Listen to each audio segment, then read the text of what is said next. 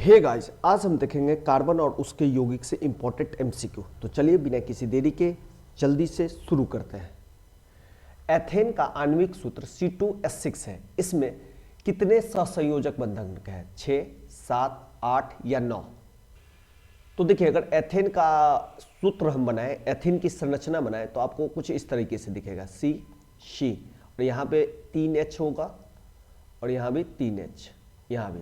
तो एक H यहाँ डाल दिए, एक H यहाँ और एक H यहाँ।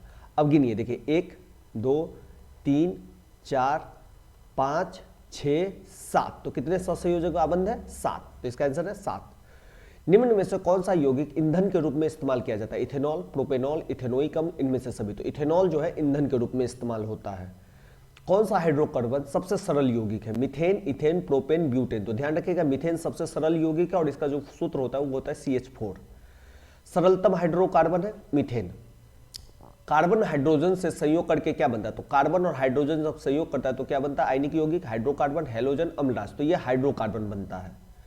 वायुमंडल में CO2 गैस की उपस्थिति है 0.01%, 0.05, 0.03, 0.02। तो वायुमंडल में जो कार्बन डाइऑक्साइड है वो है 0.03%। कहीं कहीं आपको ये डेटा 0.04% भी मिलेगा, तो इसमें कंफ्यूज नहीं होइएगा।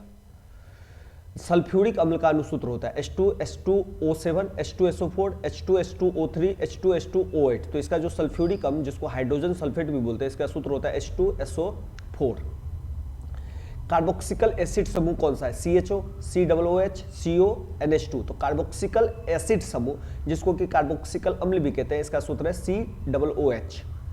इथोलीन में कार्बन कार्बन के बीच 2 आबंध मौजूद है, जिनमें एक सिग्मा और एक पाई आबंध है। दोनों सिग्मा आबंध है, दोनों पाई आबंध है, दोनों इलेक्ट्रोवैलेंट आबंध है। तो ध्यान रखिएगा, इथोलीन में एक सिग्मा और एक पाई आबंध है। इथेन में कितने सहसंयोजक आबंध होते हैं? 2, 4, 6, 7। तो अभी हमने बात किया था इथेन का, तो इसका भी सूत्र होता है C2H6। तो इसमें होते हैं 7। CnH2n+2, इसका सूत्र ऐसे होता है CnH2n+2। ये किसका सूत्र है? तो ध्यान रखिएगा, ये एल्केन का समूह सूत्र है और इसमें एकल ही बंधन होते हैं। नीला थोथा तुतिया का रासायनिक सूत्र क्या है? ये पिछले क्लास में भी बात हुआ था। तो ये CuSO4 × 5H2O है।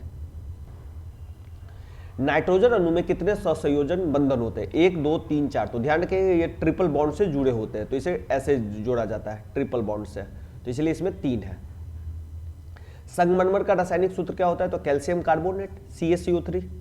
चीनी का रासायनिक सूत्र क्या है? तो ध्यान रखिएगा, चीनी का सूत्र होता है C12H22O11। तो इस तरह से जो हमारा आंसर है वो है C। सोडियम कार्बोनेट का अनुसूत्र क्या है? तो पिछले क्लास में भी हमने बात किया था, सोडियम कार्बोनेट को Na2CO3 कहते हैं। CO3 कार्बोनेट है। कार्बोक्सिल समूह को, कार्बोनिल समूह को सूचित किया जाता है। तो कार्बोनिल समूह को CO द्वारा सूचित किया जाता है। इथाइल अल्कोहल का अनुसूत्र क्या होता है? तो ध्यान रखिएगा, इथाइल अल्कोहल का जो सूत्र होता है C2H5OH होता है। तो इस तरह से ऑप्शन बी। निम्नलिखित में से कौन सा एरोमेटिक हाइड्रोकार्बन है? तो एरोमेटिक हाइड्रोकार्बन वो होता है जो अपना एक सर्कल बनाए। तो ये हो गया C6H6 और C6 का देखिएगा तो कुछ इस तरह से ये बनाएगा, कुछ इस तरह से। और ये प्रत्येक एक डबल बॉन्ड से, एक सिंगल बॉन्ड से जुड़ा रहेगा, कुछ इस तरह से। अब देखिए, प्रत्येक में एक हाइड्रोजन रहेगा, एक यहाँ पे, एक यहाँ पे, एक यहाँ पे, एक इसके साथ, एक इसके साथ और एक इसके साथ। तो देखिए 1, 2, 3, 4, 5, 6 कार्बन होंगे और 6 हाइड्रोजन होंगे। तो इसे कहा जाता है एरोमेटिक हाइड्रोकार्बन। इसको हम बेंजीन भी कहते हैं। ये जो सूत्र बना है इसको हम बेंजीन भी कहते हैं। तो ये भी थोड़ा ध्यान रखिएगा, C6H6 को बेंजीन भी कहा जाता है। निम्न में से किस हाइड्रोकार्बन के 3 आबंध होते हैं? तो C3H4 में 3 आबंध होते हैं। अगर देखिए उसको बनाना है तो कैसे बनाएंगे? C। अब देखिए H4 है तो एक यहाँ पे H ले लीजिए, 3, ठीक है। ये सिंगल बॉन्ड के साथ आ जाएगा और ये ट्रिपल बॉन्ड के साथ, और एक हाइड्रोजन इसके साथ आ जाएगा। तो देखिए कार्बन के पास 4 लाइन होनी चाहिए। देखिए इस कार्बन के पास 4 लाइन है, 1, 2, 3, 4। इस कार्बन के पास भी 4 लाइन है, एक इधर और 3 इधर। इस कार्बन के पास भी देखिए 4 लाइन है, 3 इधर, 1 इधर, 4 हो गए। हर हाइड्रोजन के पास 1 लाइन होनी चाहिए। तो हाइड्रोजन के पास 1 लाइन है, ये इस हाइड्रोजन के पास ये लाइन है, इस हाइड्रोजन के पास ये लाइन और इस हाइड्रोजन के पास ये लाइन। तो ये जो ट्रिपल बॉन्ड बनता है, तो ट्रिपल बॉन्ड किसमें बनेगा? C3H4 में। निम्न में से कौन युग्म समावयवी है? समावयवी का मतलब होता है कि दोनों सेम है। तो देखिए यहाँ पे आपको C2H5OH और एक सूत्र और देखिए CH3OCH3। अब देखिए इसमें भी कार्बन 2 है, कार्बन 2, और इसमें भी कार्बन देखिए एक यहाँ पे मिलेगा और एक यहाँ पे मिलेगा, यहाँ भी कार्बन कितने 2 है। H देखिए यहाँ पे 5 है और 1 है, 6 हो गए। H यहाँ पे कितने 6 है, यहाँ पे भी देखिए 3 है और 3 है। H यहाँ भी कितने हो गए 6 हो गए। ऑक्सीजन यहाँ भी 1 है, ऑक्सीजन यहाँ भी 1 है। तो इस तरह को हम कहते हैं समावी। लेकिन समावी का एक यही मतलब नहीं होता है, एक ये भी मतलब होता है कि उन दोनों के बीच में ना डिफरेंस सेम हो। एथेनॉल अल्कोहल का क्रियाशील मूलक क्या है, तो एथेनॉल का जो होता है वो OH होता है। तो ऑप्शन ए। निम्न में से कौन सहसंयोजक यौगिक है, तो सहसंयोजी यौगिक है CH4 मेथेन। COOH अभिक्रियाशील मूलक को क्या कहते हैं, तो इसको कार्बोक्सिकल अम्ल कहते हैं। तो ये कार्बोक्सिकल कहीं नहीं है, तो इसको हम अम्ल में मान लेंगे। CHO क्रियाशील मूलक को क्या कहते हैं, तो इसे एल्डिहाइड कहते हैं। N2 अणु में नाइट्रोजन परमाणु के बीच कितने सहसंयोजन आबंध होते हैं, तो अभी हमने बात किया हुआ था N2 में नाइट्रोजन में 3 सहसंयोजक आबंध होते हैं। बेंजीन का अणुसूत्र C6H6 पिछले भी टाइम भी हमने बात की हुई थी। सबसे कठोरतम तत्व कौन है, हीरा। अक्रिय तत्व कौन है, ध्यान रखिएगा, अक्रिय तत्व वो तत्व होता है जो किसी से भी रिएक्शन न करे, तो उसे ही अक्रिय तत्व कहते हैं। तो यह है हीलियम। क्लोरीन की संयोजकता कितनी है, तो देखिए क्लोरीन का जो परमाणु संख्या होता है वो होता है 17। तो 17 को अगर देखिएगा तो पहले सेल में जो कंट्रीब्यूशन हम रख सकते हैं वो 2 रख सकते हैं, 8 रख सकते हैं, 8 रख सकते हैं, 18 रख सकते हैं। इस तरह से हमारा कंट्रीब्यूशन बनता है। सेल में हम ऐसे ही इलेक्ट्रॉन को बिठाते हैं। अब देखिए पहले सेल में हमको कितना रखना पड़ेगा, 2 रह गया। अब इसके बाद बचे कितने, तो 17 में से 2 निकल गया तो 15 बचे। अब 15 में से सेकेंड क्लास में हम 8 ही रख सकते हैं। तो देखिए 8 2 10 हो गया, बचे कितने 7। अब तीसरा में हमको रखना है कितने 8, लेकिन बचे हैं कितने 7। तो ये जो है 7 जो है इसका लास्ट सेल में हम 7 रख सकते हैं। लेकिन इसका वैलेंसी पुराने के लिए हमको इसका 8 पुराना पड़ेगा, या तो हम जोड़ के पुरा लें या घटा के पुरा लें। लेकिन देखिए अगर हम निकाल के पुराएंगे तो 7 हमको निकालना पड़ेगा, इसके लिए हमें एनर्जी की जरूरत ज्यादा लगेगी। लेकिन प्लस 1 अगर हम जोड़ देंगे तो ये 8 पुर जाएगा, और 1 जो लाने में हमें कम एनर्जी की जरूरत पड़ेगी, क्योंकि देखिए ना लास्ट में कितने 8 होने चाहिए इसमें, तो 8 करना है तो 1 हमको लाना, और ये जो 1 हम लाएंगे वही इसकी संयोजकता कहलाएगी। तो क्लोरीन की संयोजकता कितनी है 1।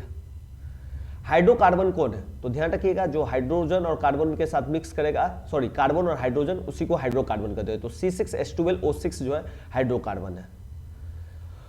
OH क्रियाशील मूलक है, तो अभी हमने बात की थी अल्कोहल।